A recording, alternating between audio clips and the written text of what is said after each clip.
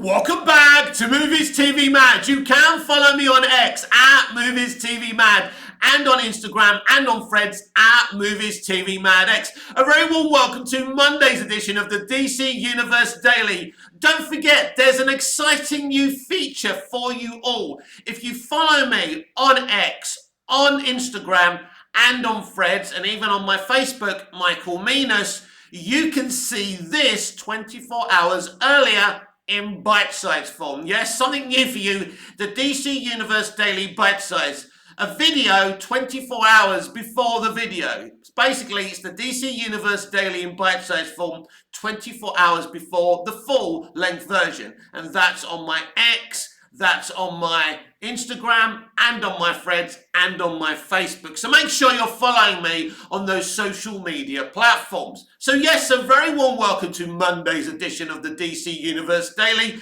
the beginning of another exciting week for DC fans and, of course, Superman fans, because production has begun now, so there's going to be lots of morsels and nuggets from James Gunn, I'm sure, this week. But today I want to take a break and examine and talk about my two favourite Superman movies of all time, equally, Superman 78 and Man of Steel.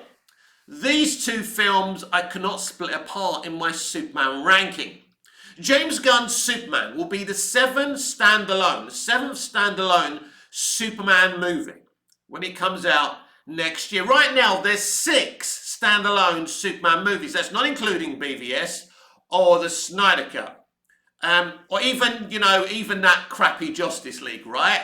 So right now, 6 standalone Superman movies. And I know where I rank the rest of them, but I can't split apart, Superman 78 and Man of Steel. First of all, they're products of their own time. And they're brilliant movies. Of course, they're flawed. All movies are flawed. Any art made by a human being is flawed. And that's fine. For example, Man of Steel has stunning cinematography. It has stunning VFX. And it's an action-packed movie that moves 1 billion miles per hour. Normally, when a film's full of so much action and moves so fast, it's because it's covering up the fact that it doesn't have great characterizations, a great villain maybe, or even great storytelling. That's not the case with Man of Steel.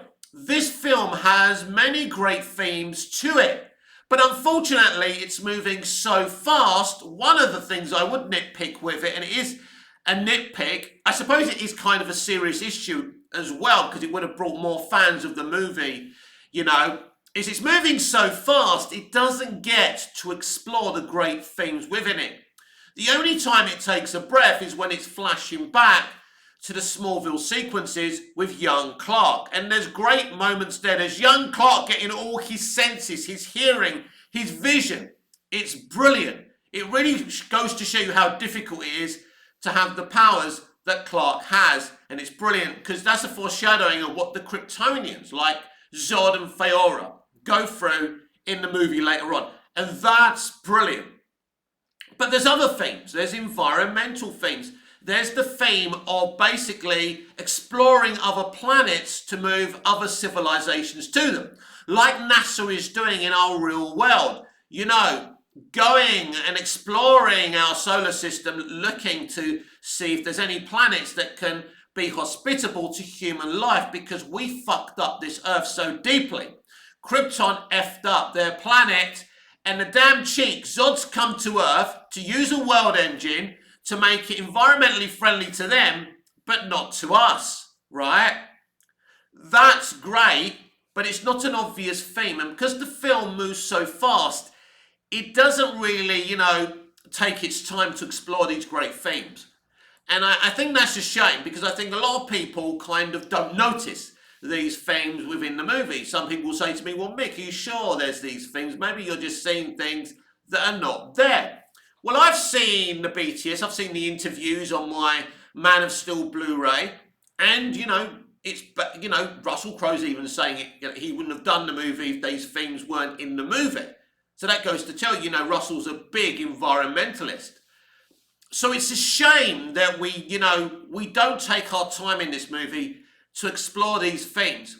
one of the major reasons Man of Steel is so fast-paced and action-packed is because Superman Returns, the previous Superman movie, a movie I love as well, was accused of being dull, boring, and that it lacked action. And so Warner Brothers shit a brick because the movie barely made 400 million. So they really wanted to make sure that a fan criticism was addressed, but it was addressed too much.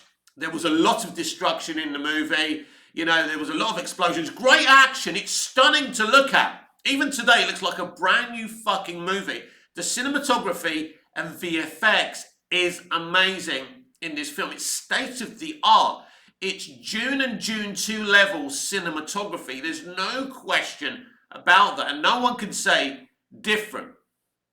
But the themes are not being explored. And I was watching Man of Steel yesterday, and I was thinking to myself, I would probably change this third act. I've never thought about that before, but I thought to myself, there's so much action in this movie. There's action on Krypton. Krypton's stunning.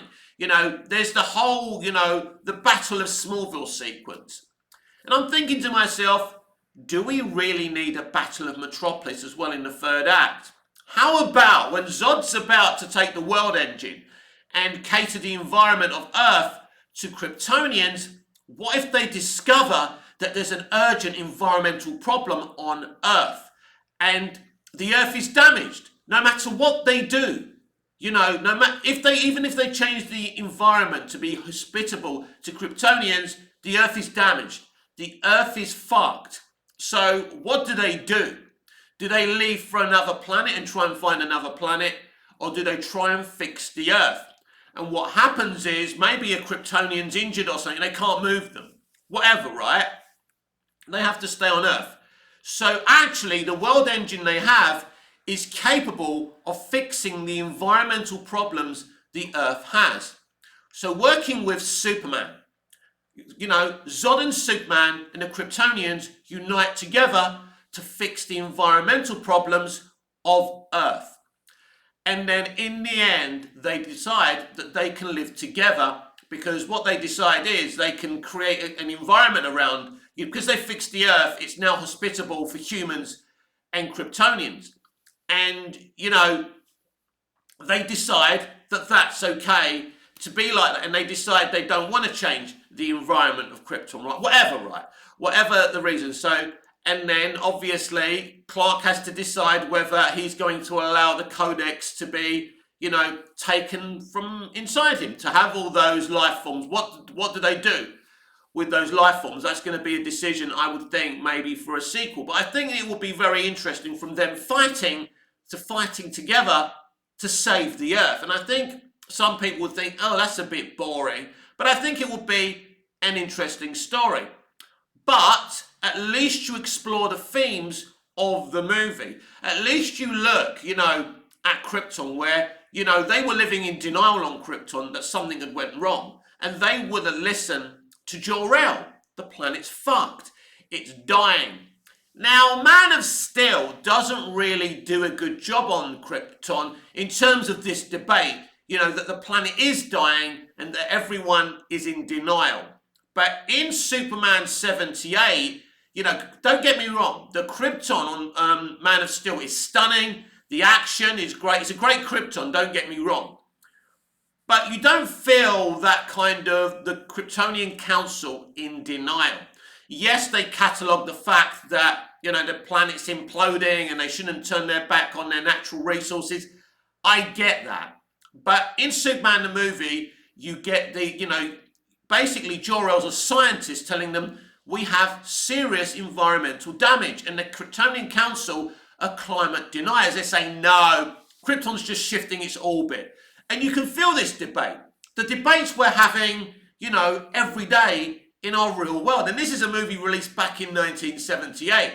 They forced Jor-El to keep it a secret. I will remain silent. Neither I or my wife will leave Krypton. And so, at least with Superman 78, you feel that kind of debate we're actually having today. So that's very, very interesting. Well, Man of Steel doesn't really go there. So I think that Man of Steel is really interested in being a great Superman film. I think it is a great Superman film. But because it's moving so fast, as I say, it doesn't get to explore those themes. And I think that's one thing missing from the movie, and maybe that's why not enough of the general audience supported that movie. It did make almost 700 million. It's not a bad box office, but it was an expensive movie.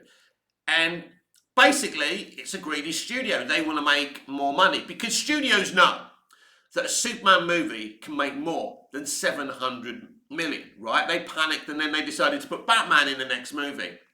That movie not making enough money for them, changed their thinking. They became reactive and, instead of getting Man of Steel 2, which is what we actually should have had, we end up having, a reactive movie called Batman vs. Superman Dawn of Justice, which is a brilliant film. I love it, but it's not the Man of Steel sequel we deserve. And we did deserve a great Man of Steel sequel, because I love Man of Steel. It does a lot of good things. It sets up some great things.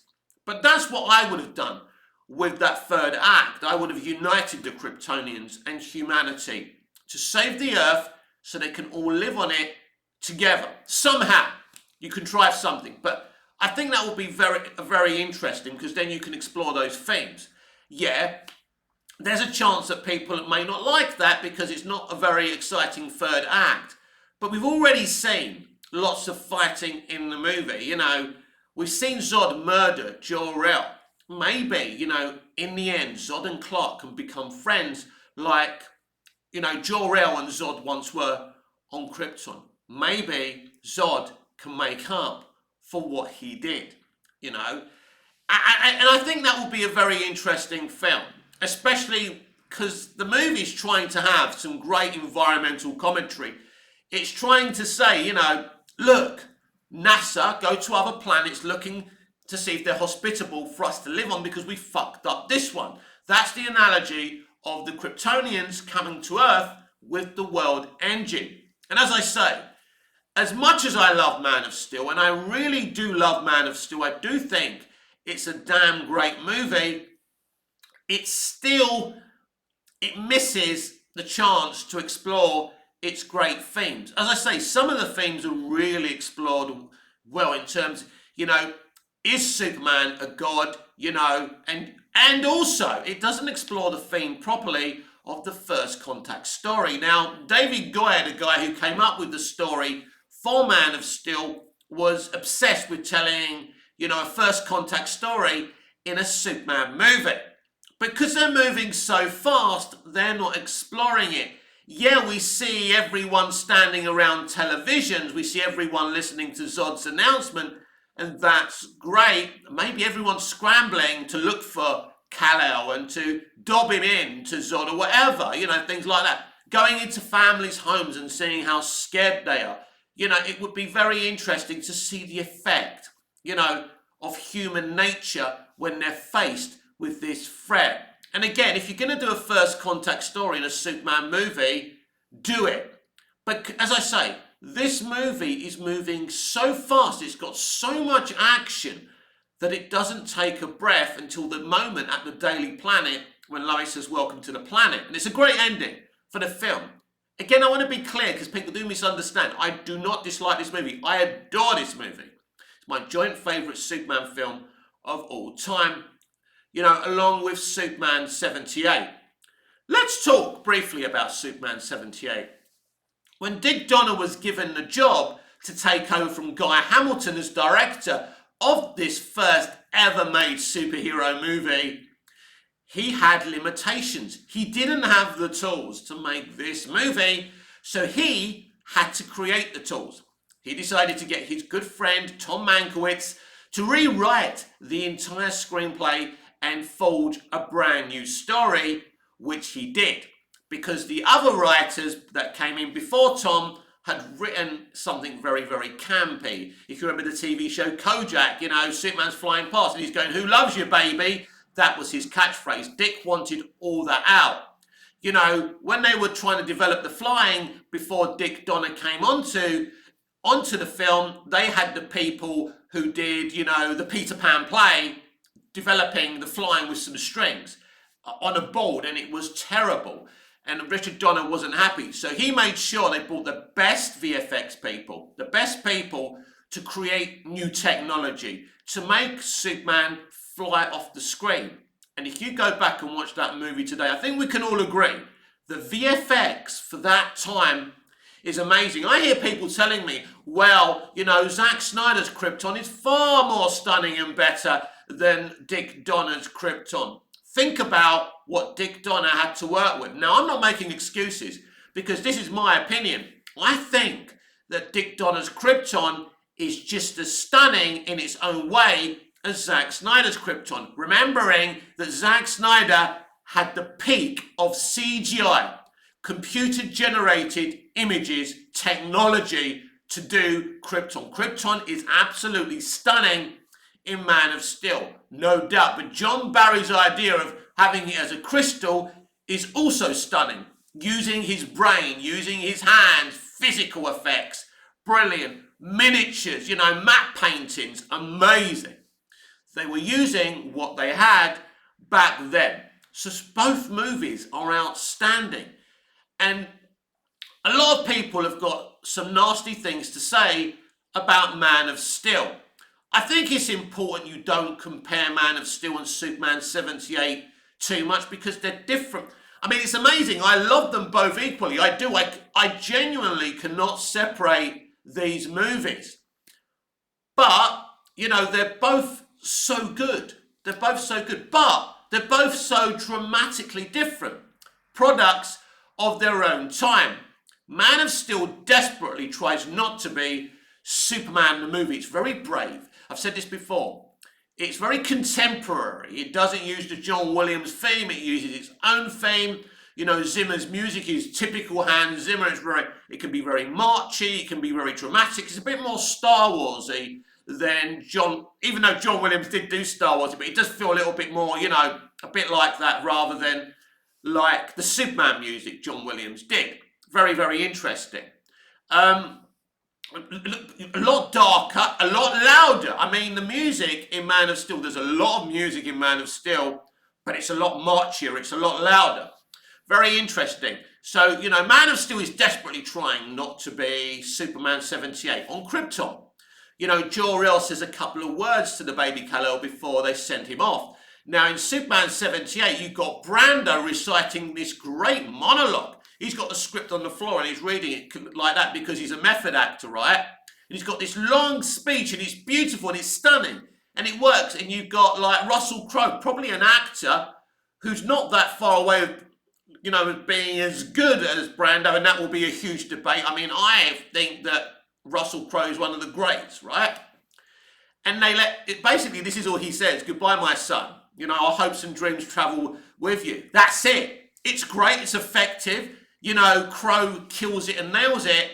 Because they're so desperately trying not to be Superman 78, Crowe doesn't say very much. And again, the mother barely says a lot either. But I think she says a bit more than, and she has a bigger job, you know, as a scientist, because Lara is a scientist. So I think that, you know, that version gets more to say than Susanna Yug did in 78. In fact, Susanna Yug was put out by that and went up to the writer Tom Mankiewicz and said, "Why does Marlon have all these wonderful things to say and I'm barely saying anything? I'm the mother." And Tom Mankiewicz says, well, when you're getting paid $4 million, because it was a record back then for an actor, because it was Marlon Brando, he goes, when you're being paid so much money, you know, then you can say all this stuff. So, yeah, she was put out. I understand it, by the way. And, of course, things were different back then in terms of female representation. Attitudes were very different. But I don't think it was them being, you know, I suppose, sexist or anything like that. It was just that Brando was Brando and you want to give him a big speech. So, in a way, it's not that I don't like what Russell Crowe's Jor-El says to the baby Kal-El. I wish there was more. Also, when he says it, the camera goes away from him. So you don't actually see Crowe's reaction, all of Crowe's emotions of saying goodbye to his son. I think the editing was wrong there, and I also think that Zack should have insisted that, you know, I've said this before, the camera was on Russell, because when you've got a great actor saying just a few words, when it's an emotional goodbye, I want to see the look on his face. That's my opinion. But it is trying to be a different film, purposely. So when we see Kal-El's ship arrive on Earth, you expect to be on Smallville next, at school, Smallville High, but you're not. You're on this big boat, and he's an adult now, but he's not Superman yet, right? And at first, I'm about to lose my temper in the cinema. What's going on? No Smallville. But then you see the flashbacks, which I adored, and I thought that was a great idea to do them in flashback form, and I think it really worked. There's no question Man of Steel is heavily influenced by Smallville. Zack had said many times that he watched Smallville with his children. Chloe Sullivan gets her own Easter egg, right? The Sullivan place, right? Which is awesome. You have 2 actors from the Smallville TV show, not big time actors, guest stars. You've got the one working in the army barracks, right? The one that says they got Superman in tow. He's great. He actually played 2 separate characters on the show.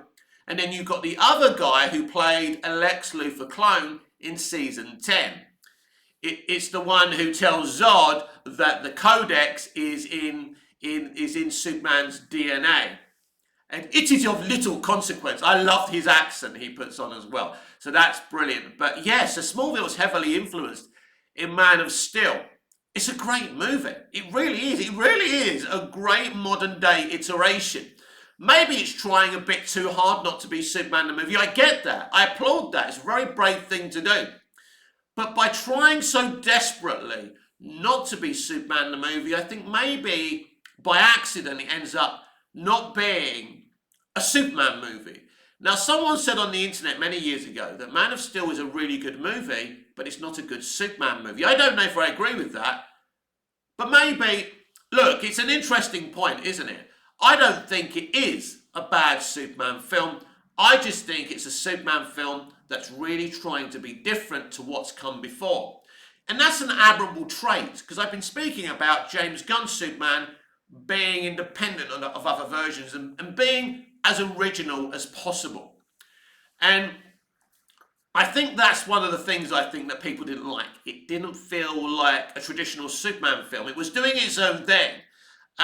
David Goyer didn't like the idea of kryptonite. He hated it. He called it a stupid green rock. I don't agree. I think kryptonite is a great creation because you've got to find a way to make Superman weaker. You know, he has to have some, frailties, doesn't he? And it's interesting, really. He doesn't really have many frailties in Man of Steel, but it works because the Kryptonians are as strong as him, and he's only just starting out. And I think that's his weakness, that this is a Superman Begins. I think that David Goyer and Zack Snyder and Christopher Nolan got a lot of things mostly right with Man of Steel. As I say, it's cinema.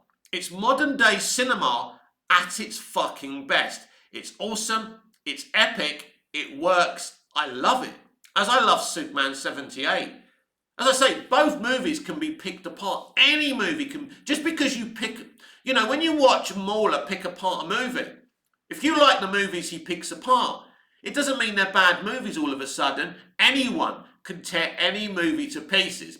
Although some of the movies he is tearing apart, I love watching Mauler because he's really, really funny. And the movies he's picking apart deserve it. There is one of him tearing apart the Snyder Cut. And I don't know what he does in that video. I won't watch it. I won't allow him to spoil that movie for me. Because as I say, you can tear anything to pieces if you want. It'll be easy for you to tear this shitty video to pieces and say I'm a crap content creator and I'm a crap presenter and I'm a crap YouTuber. You're probably right. It's easy to tear people down. But why bother? It's not very nice, is it? Let's face it. And, I made the mistake of doing that in the past and it's not a nice thing to do. But forget about the negativity. Superman 78 and Man of Steel is as good as he gets, right? Warts and all, flaws and all. What Superman 78 achieved with the limitations of technology was amazing. But Superman 78's greatest special effect didn't need to be researched. It didn't need to be created. It was Christopher Reeve. Christopher Reeve was Superman 78's greatest special effect. He was a superb actor. He was highly motivated. He was amazing. When you look at that jaw, you look at that face, he looks like the fucking comic book version of Superman, and no one's ever got that close. And I love Henry Cavill. Don't start about me hating Henry Cavill, because I don't. That's not the point. Christopher Reeve was near on perfect. That's the truth. And I think one of the things is I always feel sorry for the next director or the next actor playing Superman or making a Superman movie. When you've got Superman the movie as your bar and your bar's up there, right? That's how difficult it is, let alone Man of Steel, which is another excellent Superman movie. Not everybody's cup of tea, but for me, Superman 78 and Man of Steel are the magnum opus of Superman movies. They're brilliant. And Superman 2, the theatrical cut, ain't that bad, is it? It's a great movie. And the Donner cut, even though it's not really a complete movie, is a great movie. Superman 3 is solid.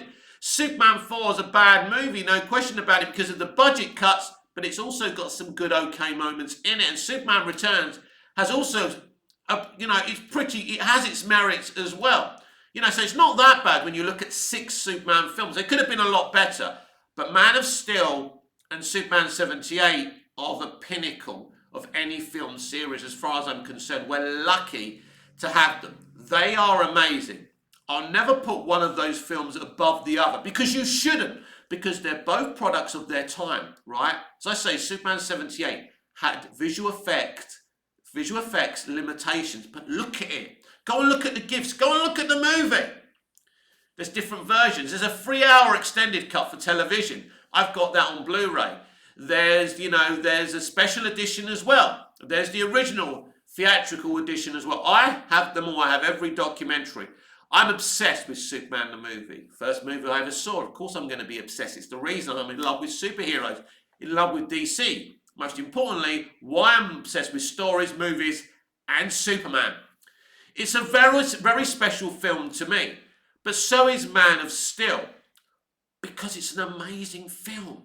It's a sensory delight. It's really emotional. It does have some great themes, which, as I say, I wished were explored more fully. Because I think there's lots of themes that are not explored as much as they could have been, should have been, because of the speed and pace and action of the film. But the action and speed and pace of the film is awesome.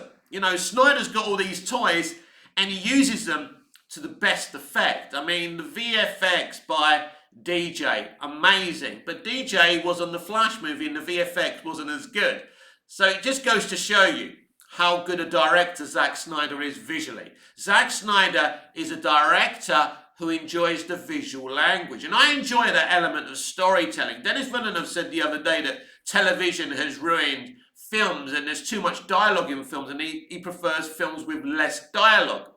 I don't mind films with less dialogue, but I don't think that should be the rule. I think if you're a director who prefers less dialogue, do less dialogue. And if you're a director who likes lots of dialogue, I like lots of dialogue in my stories, but I don't mind lesser dialogue as well. So I don't think, there should be a new rule of not much, dialogue. He said TV ruined films by doing that. I don't agree, actually, Dennis. I couldn't agree less with you. Just do your thing. Be your own director, right? Be original, like you are. That's brilliant. But don't start dictating to everybody else. And don't accuse TV, a great invention, of ruining film. That was a bit daft, and maybe you didn't really know what you were saying there. And if you did, I just simply can't agree with that. But look, there's so many great films in the creation of film history, of course there are. But I think in terms of the medium, of the comic book, of the blockbuster, that Superman 78 and Man of Steel are as good as it gets. I mean, there's lots of great CBMs out there. And as DC fans, actually, we're very fortunate because we've probably got the best DC TV shows and movies. We've got better TV shows and movies than Marvel. Yes, they have made a lot of money and they have the most successful franchise. But in terms of quality of real films, as the guy the other day said who played Riddler in the Batman, one of the great DC films, I was watching it last night, amazing. That's a real film. He was talking about superhero fatigue. Well, he says the Batman doesn't suffer from that because it's a real movie. That's right. And, there's a lot of real movies in DC's iconic history. The groundbreaking Batman 66, the groundbreaking Smallville, the radio shows, Superman Radio. There's so many great things. I think we've done better than Marvel in both mediums of television and films, in terms of quality, in terms of telling real superhero stories. They've got the money, we've got the quality.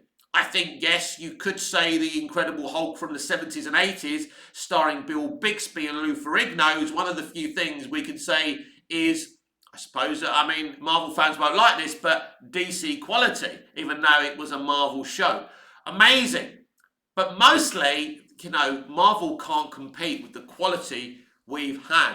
So I'm hoping that the seventh standalone Superman movie is going to continue the great history of Superman movies, especially Superman 78 and especially Man of Steel. I have a theory that there's going to be more than one Superman in James Gunn's Superman, and I have a little nagging suspicion that Henry Cavill isn't quite done as Superman. I think we may see him in James Gunn's Superman movie. What did James say when he announced that he wasn't going to be his Superman? Me and Henry have been discussing what else he can do, who he can play in my DC universe. Well, if he's doing Kingdom Come, the Kingdom Come Superman is older than David Corenswet. Maybe about the age of Henry Cavill. Who knows? Anything is possible.